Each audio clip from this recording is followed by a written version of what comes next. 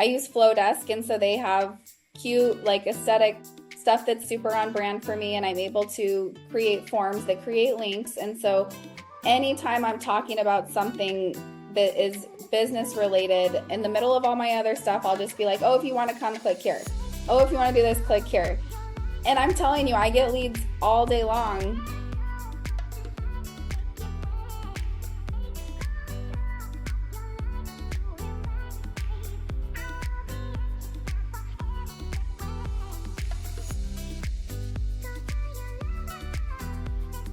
Welcome to the Raquel Show. This show is for entrepreneurs who want to play bigger in business and in life. And as many of you all know, I love people that actually play bigger, and I love having them on the show. And today I have an amazing guest who I actually met at an event. Actually, we met first on social, and then we went to an event. And she is the founder of Connect and Cultivate and the Moms in Real Estate podcast. She's super passionate about advocating for women. She's also a realtor at Real Broker. So you know that like this topic and the girl that I'm about to bring on is very near and dear to my heart. And she's a co-creator of the Girl Invest in Yourself retreats. I can't wait to talk about all the things about business, about women, about entrepreneurship, and about balancing family life with all the things. So welcome to the show, Kristen Cantrell. Did I say that right? Thank you. Oh my gosh, when you read my introduction, I'm like, there's so many things. You do a lot of things, right? And so sometimes some people say you can only do one thing, but I find that there are multipreneurs. There are women that actually do and wear a lot of different hats. So I want to start off with what inspired, you're really known for this Connect and Cultivate. What inspired you to start that? How did that all come about? And then I want to ask questions around that journey. Okay, so I wish that I could tell you that I mapped it out and just went there, but it actually kind of happened like okay, so basically what happened was I went to eXp Realty in 2020, and when I went there, I was just kind of studying everybody and what they were doing, and I was looking at all these awesome agents and just these different communities that they were doing or these different coaching programs, and I was just like, where the hell do I fit into this mess? And so I basically went to my community and started asking them, like, why do you like to work with me? And I got a lot of similar answers, and people just loved the rooms that I created for them. And it was just all community answers. So I was like, I need to actually name my community and then start identifying how I'm showing up for them. So that's originally how it started. I built it off of a revenue share platform. And I built super successful at eXp Realty. I built to 350 real estate agents there. And then I kept hitting all these roadblocks because I was out meeting people all over the place and they wanted to be a part of my community. But for some reason, sometimes they couldn't go into my organization at eXp because they were already there or they didn't want to go to eXp Realty. And then I ran into other female entrepreneurs that were like, there's nothing like that in my industry. And so I took a moment to step out of my business and be like, is there opportunity for me to open this up outside of just my organization at eXp? And the answer was yes. So I just pivoted and I started marketing to female real estate agents and grew a membership-based model. So then I opened up another income stream by doing that. So I had revenue share and then I had my membership. And then again, I started hearing another roadblock where it was like I was meeting all these amazing moms in real estate all over the United States. And they'd be like, oh, I wish Connect and Cultivate was here. I wish Connect and Cultivate was here. And so finally, one of my girlfriends was like, can I bring Connect and Cultivate to Reno? And I was like, what does that look like? And so then I decided to take Connect and Cultivate nationwide and create a business in a box. And so now I have like a franchise model. And that's the really quick version of Connect and Cultivate. So it's been a long journey. It's been fun. So you started this in 2020. Yep. 4 years later. What have you discovered about what I love about you is you found roadblocks and or there were roadblocks that existed and you found solutions to actually solve those roadblocks. What would you say has been the highlight of you starting this journey and what are some of the challenges? The highlights are 100% the people I meet along the way. I have so many amazing people that have so many different values that they bring into the community. And I know that I could pick up the phone and call any of them and go have lunch and talk. And it could be talking about our business and like new things that we're working on, or we could be talking about parenting, or we could be talking about our marriage. Like we just have really, we go deeper than just let's just talk about business. So I think that would be the biggest highlight.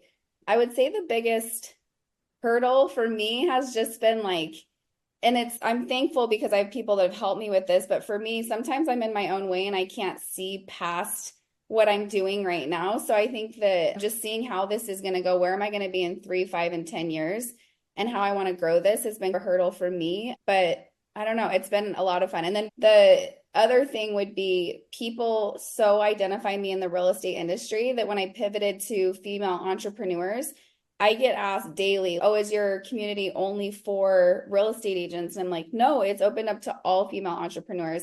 But even still, my events, I have such a big community of realtors that are there. So I'm trying really hard to grow the entrepreneur side of it. Oh, I completely understand. Yeah. Because that's like your whole identity or where you started off was in real estate. So naturally, people that are realtors that are in the real estate space are going to go to that. But obviously, you want to create bigger opportunity for not just people in real estate, but for every single women entrepreneur because they don't have communities like this. And I love that about you. You are a community builder, but you're also doing something about it by bringing people together in a space and a business model that I can't wait to support you franchising it and bringing it to so many different cities and states because I think it is so needed Yeah. for women. It's crazy. I didn't know how the chapter leaders stuff, the business in a box concept would take off, but it's been crazy how many people are just like jumping on, interested, and that just are hungry for a community that isn't in their market. Yeah. See, and then on the flip side, you also have a podcast. You have started the Moms in Real Estate podcast. So within the women entrepreneurship realm, you also Mhm. have moms, it sounds like, and you have a podcast all about it, a very successful podcast. So like, was that all together? Was it a journey? And Oh my gosh. So when my son was 1 and my other son was a newborn, so they're 8 and 9 now, I was looking for a way to connect with people like me. And so I was actually in a recruiting position at an independent brokerage, and I went to the owners and I was like, I want to create a mastermind and I want it to be for moms in real estate and we can get together every month and this will just help me get to connect with them. And they were like, you're thinking too small. We should do a talk show and you can be the host. And at the time, I was like, I do not want to talk in front of anybody. I will black out. Like, just so much imposter syndrome. And so I actually did it with the owner of the brokerage and we did it for years and years. We turned it into a podcast, grew it nationwide. And she stepped out a couple years back and I rebranded and just went full force with it. The podcast has been honestly the biggest thing it's always been is it's a way for me to just build relationships with women. And the wall is down. We're constantly, as entrepreneurs, the question we have to ask ourselves is like, how are we meeting new people on a regular basis? And once they're in our ecosystem, how are we staying relevant to them? And so for me, this was a way to just get people into my ecosystem that I actually really loved and enjoyed to get to know. And so they just fit so well into everything that I do. So, consistency and showing up every Thursday for that community has definitely paid off in the most recent years. yeah, you know what I think is interesting with this, like women in real estate or moms in real estate, is that you're right. You probably, when you had your children, you were looking for a community. And what I find is some of them become stay-at-home moms, or they're working and they're trying to figure out momhood or motherhood and real estate. What have you seen as some of the common themes as you interview so many moms in real estate? And I know sometimes they feel like they're on an island or they're trying to find their identity. What have been some of the common things that you have seen or themes that you've seen interviewing so many moms? So I'll tell you two different things. From my podcast, I interview a lot of high producing moms in real estate, and we talk about burnout all the time. It is like the most common theme where it's like, working so much, you get home and you have a whole job at home and it's just sports and all the things. And in real estate, we have such a hustle culture that it's constantly like we're feeling like we're ill-equipped sometimes. And so I hear that on the podcast. And then Moms in Real Estate has a Facebook group of 30, I think we're at like 32,000 moms in real estate. And there's a lot of new agents in there. And their biggest struggle is two things. One, the number one thing I see is confidence. And the number two thing is how to actually go out and get the business. So I would say that's the two like separate groups, but what their struggles are. Yeah, so you do a lot of things. You're a mom. You're also an entrepreneur of different things, just not real estate. You've got community, you've got retreats. How do you balance it all? I don't. I'll be completely transparent because that's just how I am. Like I am fully working on backing myself up and restructuring things. Like I'm a big advocate of self-help, and I recently found an amazing therapist, and it's literally all our conversations are right now is okay, like I love everything I do. So it's like I can get addicted to it. And so I have to like really say no, and I have to go back to what my priorities are. And my priorities are God, my family, my health, and then business. And so a lot of times I was putting business before what's most important to me. So we're going back and making sure I have those things in place. And this isn't my first time doing this. This is something that I feel like I constantly go back to. So having consistency and like my reminders on what's important and going back. I don't want to be on your podcast telling you I'm great at balancing it because I'm not. Thanks for being transparent and thanks for being honest. We always love being authentic on the show and being raw and real. Yeah. And here's the thing is, I don't care how successful you are. I always feel like it's a balancing act of Yeah. priorities, right? Mm-hmm. Whether you've exited companies, whether you're starting out, whether you're in burnout mode, you're constantly reprioritizing what your priorities are. It never goes away. So I think we're just in different seasons. And speaking of burnout, you brought that up as well as what advice would you give to people that are either facing burnouts or going to go through burnouts and what they could potentially do?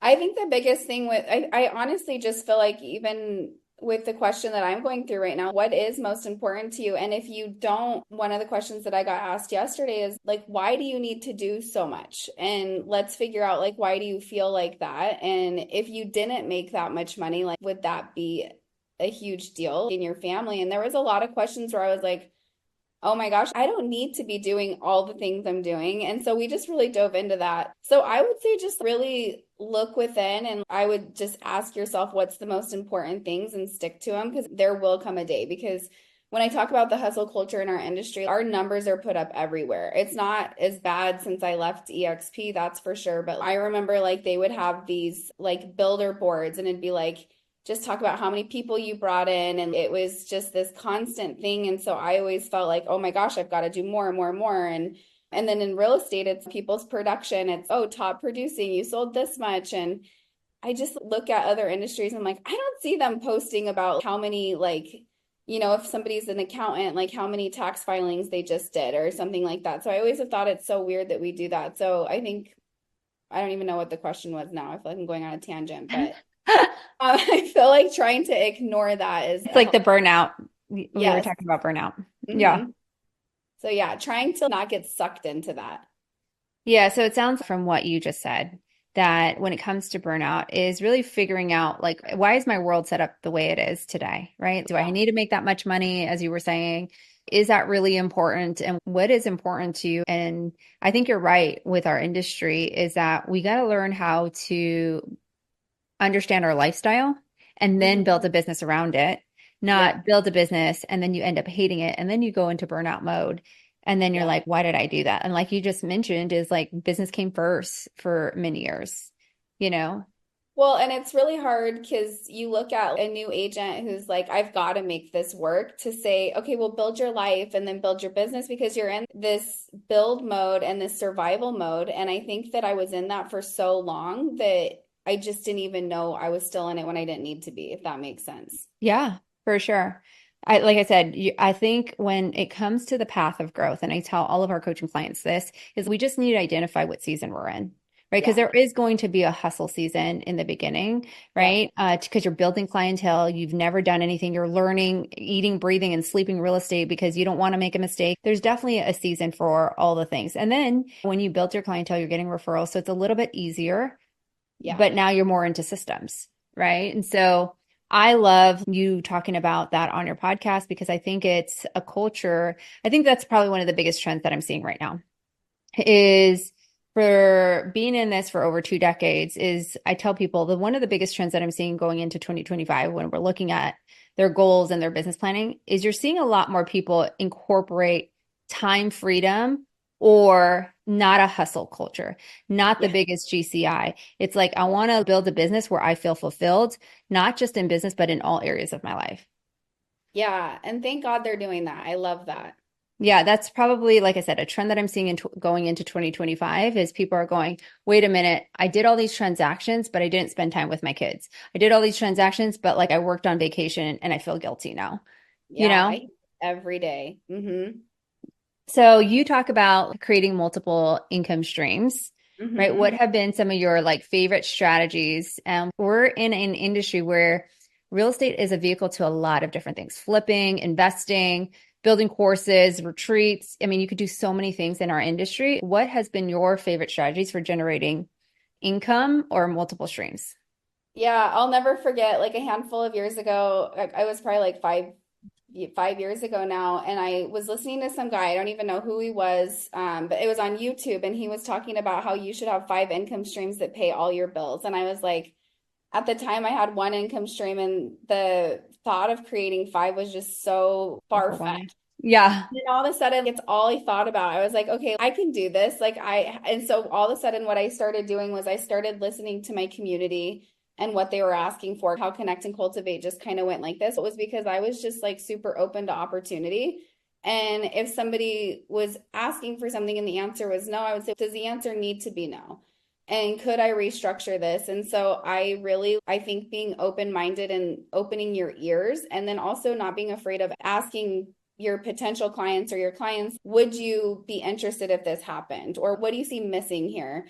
But I think that helped me just start to open up all these other income stream opportunities. And then also putting myself in the right rooms where people were doing things that allowed me to think about things different, and also allowed me to partner with people on things that I would have never partnered with if I wouldn't have gone in the rooms. And I've had a lot of great partnerships and income opportunities through just positioning myself properly.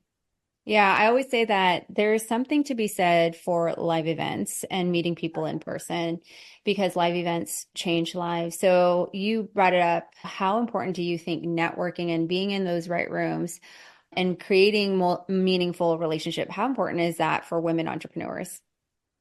It's my whole brand. So I think it's so important because I just think I heard somebody talk about how they were so busy at work one day and they had this emergency and they had their three kids with them, and they picked up their phone to call somebody to help them with their kids, and they said there was no one to call. And I'm just like, that is so sad. And so having people to call in those scenarios, that doesn't just happen overnight. That takes consistency and being part of a community. So I think it is like beyond important because I can't call up my stay-at-home mom friends from my Mhm. kids' school and be like, "Oh my gosh, I'm ready to like open up this new income stream. I have these ideas." And they're like, "What the hell are you talking about?" That's not my person to do that with. I'll call them when I need parenting advice or marriage advice or like whatever it is. I think it's so important when you're an entrepreneur to always be growing your network, but not just go and meet new people and stock them away. You have to actually go and nurture those relationships and have consistency in seeing them. Because if I met you and then we never talked again, I wouldn't be calling you and being like, I have this new business idea. But yet, like, you're now in my ecosystem. Like, you invited me to an event way far away from where I'm at, where I never drive out to. But I know if I want Raquel in my network, like I'm going to drive my butt an hour to go see her at her event and support her. And so you have to think about your relationships like that. If it's someone that's like-minded and you see like, oh, this is a great thing for me to be connected with this person, put forth some effort and see how you can support them. Because I think that's another really big piece that people miss. Yeah, I love that you brought that up because I think that when you network, some people go, I'm just going to go in the event and I'm just going to get in the right room. But if you do not nurture those relationships beyond just, and you stay quiet, even in those rooms, like you'll never be noticed or you'll never have what say is like extending those opportunities of what's possible. So for those that are listening that may be introverts or that may be shy or like will sign up for an event, what are some of the tips that you, because this is your jam, right? What are Yeah. some of the tips when it comes to networking of how they can make an impression or how they can stay even more connected with a Kristen that they would see across the room?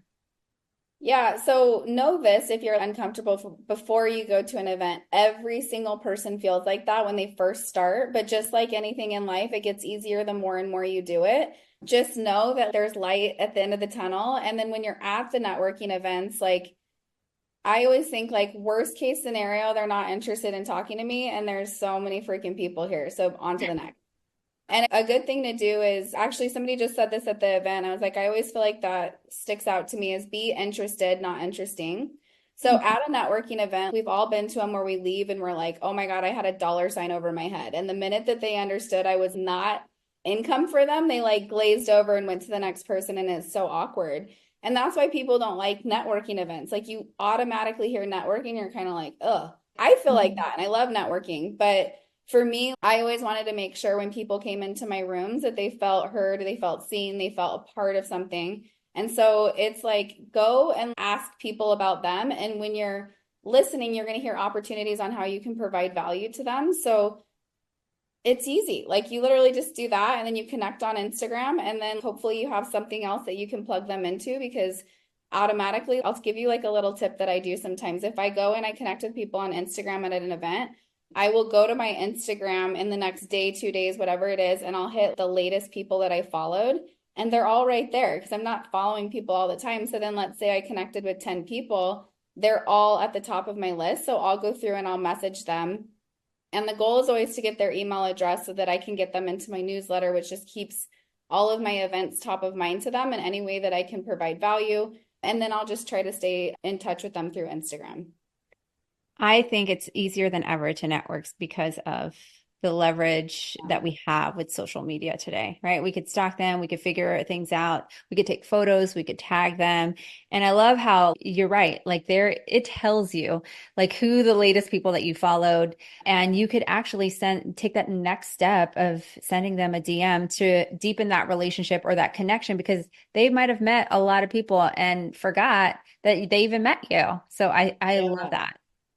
Yeah, and if you're intentional with social media, like, I mean, even with having a lot of messages coming in, there's people that stand out. So if you're like liking and engaging and you go into direct messages and you're not talking about what you do like right away, if you're just like, oh my gosh, Kristen, I see that you have Frenchies. Like, I love those dogs. And then I'm like, me, yeah, oh my gosh, I'm talk to you about it. And then all of a sudden, somehow business comes up.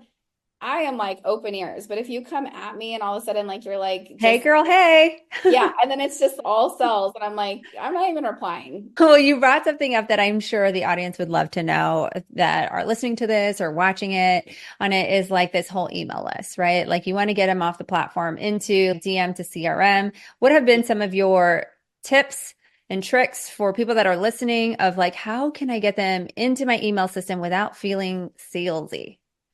Yeah, I feel like I'm no genius at this at all. Just tell you what's worked for me is I show up in my stories consistently about everything. And so I use Flowdesk and so they have cute like aesthetic stuff that's super on brand for me and I'm able to create forms that create links. And so anytime I'm talking about something that is business related in the middle of all my other stuff, I'll just be like, "Oh, if you want to come click here. Oh, if you want to do this, click here."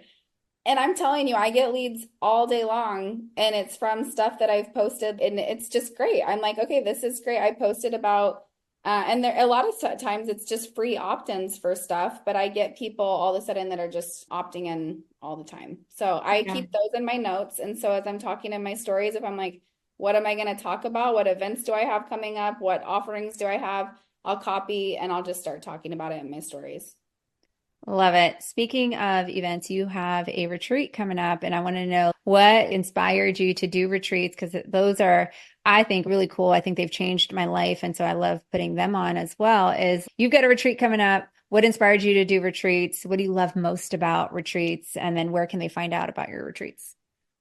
So I actually, this is another thing where I didn't plan to do this, but one of my, I'm hearing a theme here, Kristen. I know. I know.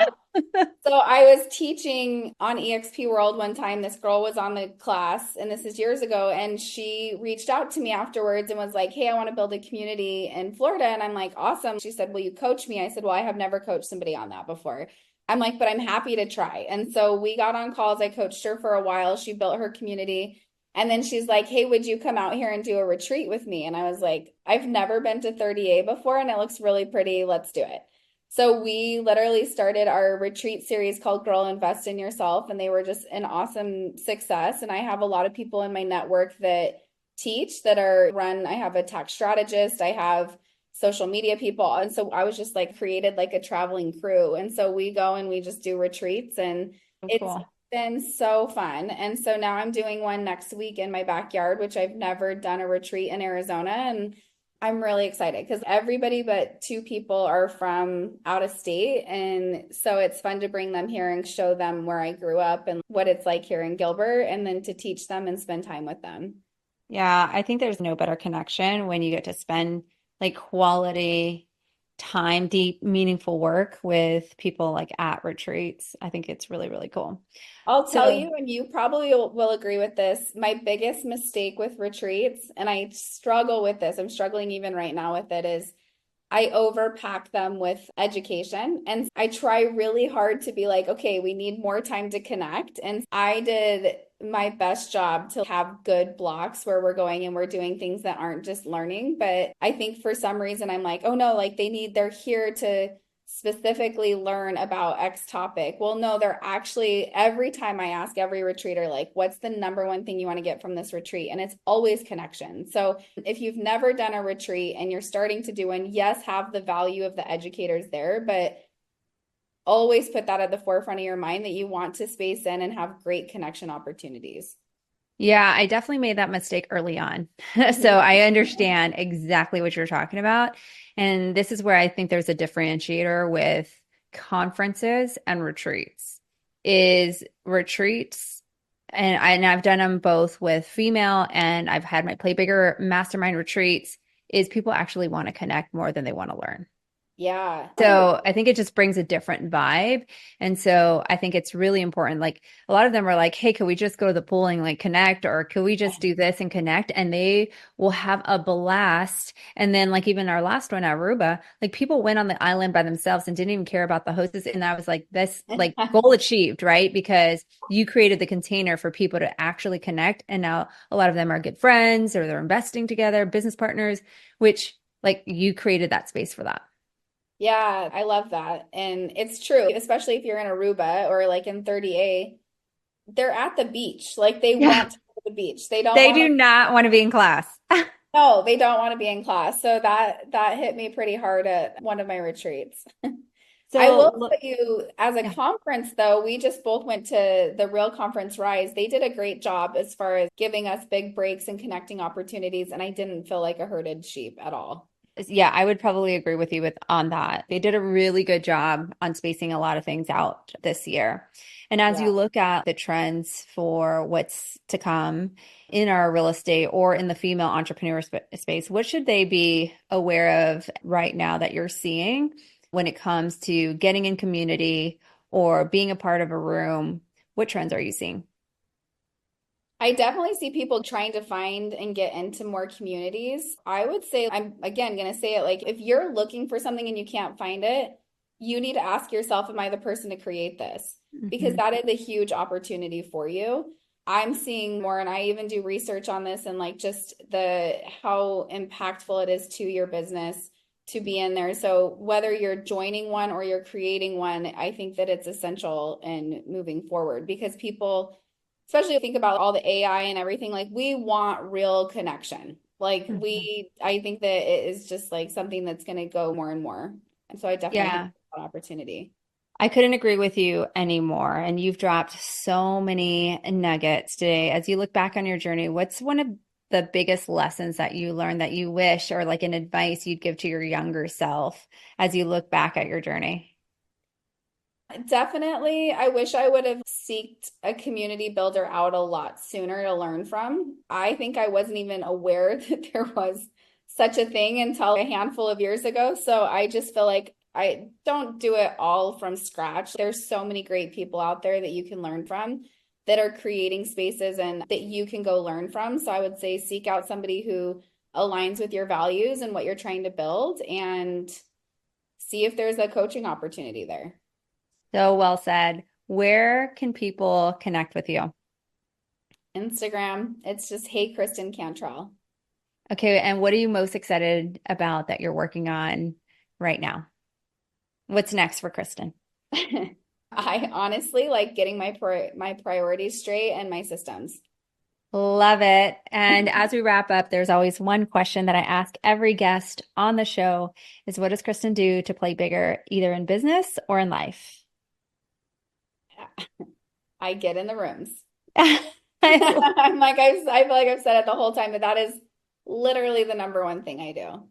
It is definitely a game changer for sure. I think growth does not happen in isolation. So putting yourself in the room, you never know who you can meet. You never know who you could be exposed to, ideas, strategies, community. So I absolutely want to thank you for being on the show. I can't wait to connect with you more, do more things, and support you in playing bigger, my friend.